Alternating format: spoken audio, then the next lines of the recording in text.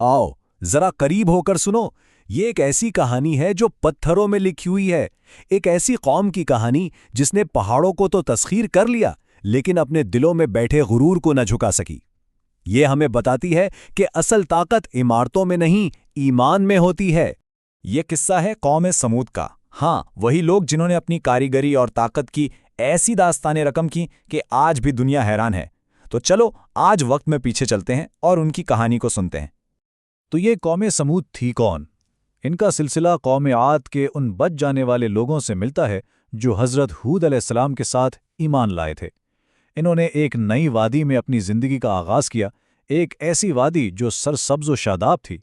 इस जगह का नाम था वादी अल हिज्र, यानी पत्थरों की वादी। आजकल इसे मदाइन सालेह के नाम से जाना जाता है।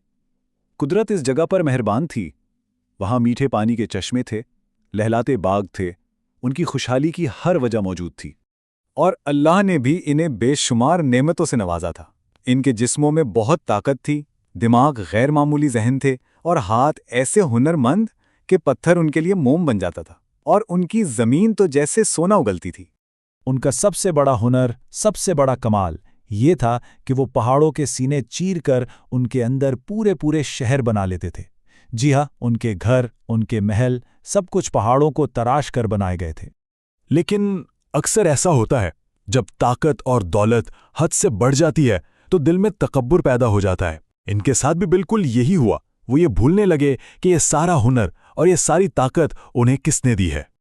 और जरा देखिए, जिन हाथों से वो अपने रहने के लिए आलीशान महल बनाते थे, उन्हीं हाथों से, उन्हीं पहाड़ों से उन्होंने पूजा करने के लिए बुत भी बना लिए। वो ये समझ बैठे कि उनकी तकदीर उनके अपने हाथों में है। जब हर तरफ गुरूर और नाफरमानी का अंधेरा छा गया तो अल्लाह ने अपनी रहमत से एक रोशनी भेजी। उन्हीं लोगों में से एक नेक शख्स को चुना गया ताकि वो उन्हें सीधा रास्ता दिखा सके। ये थे हज़रत सालेह अलैहिस्सलाम। वो अपनी कौम में अपनी समझदारी और अच्छे अखलाक की वजह से जाने जाते थे। उन्होंने अपनी कौम को बहुत सीधी सी बात समझाई, इस एक खुदा को याद करो जिसने ये सब नेमतें दी हैं। लेकिन कौम के बड़े और सरदार वो तकब्बुर में डूबे हुए थे। उन्होंने कहा, सालेह, हम तो तुम्हारी बड़ी इज्जत करते थे, लेकिन तुम तो हमें हमारे बाप दादा के रास्ते से हटाना चाहते हो। जब दलील से बात ना बनी तो उन्होंने हज़रत सालेह का मजाक उड़ाने का सोचा। उन्होंने एक ऐसी निशानी मांग ली जो उनके ख्याल में पूरी हो ही नहीं सकती थी। उन्होंने तंज करते हुए कहा, अगर तुम वाकई अल्लाह के नबी हो तो इस सामने वाले ठोस पहाड़ से एक ऊंटनी पैदा करके दिखाओ। भला कोई पहाड़ भी बच्चा दे सकता है। ये उनका चैलेंज था। हज़रत सालेह ने अल्लाह से दुआ की और फिर सबकी आंखें हैरत से फटी की फटी रह गईं। इस ठोस पहाड़ में एक जोरदार आवाज के साथ दरार पड़ी और उसके अंदर से एक जिंदा जीती जागती बहुत बड़ी ऊंटनी बाहर निकली। इस मौजज़ाती ऊंटनी के लिए दो बहुत आसान उसूल थे। एक दिन कुएं का पानी सिर्फ ऊंटनी पिएगी और बदले में वो इतना दूध देगी कि पूरा शहर सैराब हो जाए, और फिर अगले दिन सारा पानी शहर वाले इस्तेमाल करेंगे। ये एक इम्तिहान भी था और एक नेमत भी। कुछ वक्त तो ठीक गुजरा, लेकिन कौम के सरदारों से यह बर्दाश्त न हुआ। वो हसद करने लगे कि इस ऊंटनी की वजह से लोग हज़रत सालेह की तरफ माइल हो रहे हैं। आखिरकार उन्होंने एक बहुत ही खौफनाक फैसला कर लिया। उन्होंने मिलकर साजिश की और अल्लाह की इस निशानी, इस मौजज़ाती ऊंटनी को मार डाला।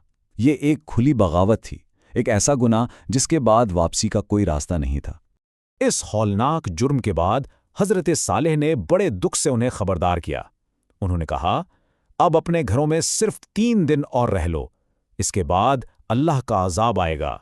और फिर गिनती शुरू हो गई। पहले दिन इन सब के चेहरे खौफ से पीले पड़ गए, दूसरे दिन वो गुस्से और दहशत से लाल हो गए, और तीसरे दिन मायूसी और शर्मिंदगी ने उनके चेहरों को काला कर दिया। 3 दिन खत्म हुए। चौथे दिन की सुबह जब सूरज निकल रहा था, तब वो सजा आई जो उनके तकब्बुर की तरह ही शदीद थी। आसमान से एक हैबतनाक चीख की आवाज गूंजी, एक ऐसी चिंगाड़ जिसने पूरी वादी को लर्जा दिया। ये आवाज इतनी ताकतवर थी कि उनके दिल सीनों में ही फट गए और उनकी रूहें जिस्म से निकल गईं। और फिर गहरी खामोशी छा गई। वो सब अपने ही बनाए हुए शानदार घरों में बेजान पड़े थे। एक पल में एक पूरी की पूरी तहजीब सफाए हस्ती से मिट गई। पीछे रह गए तो सिर्फ वो पहाड़ों में तराशे हुए मकान जो आज भी एक इबरत की दास्तान सुनाते हैं। तो फिर सोचने की बात यह है कि आज हम कौन से पहाड़ तराश रहे हैं, अपनी ताकत और अपना हुनर कहाँ लगा रहे हैं, और वो कौन सा ईमान है जो असल में बचाने वाला है। ये वो सवाल है जो इन पत्थरों की खामोशी आज हम सबसे पूछ रही है।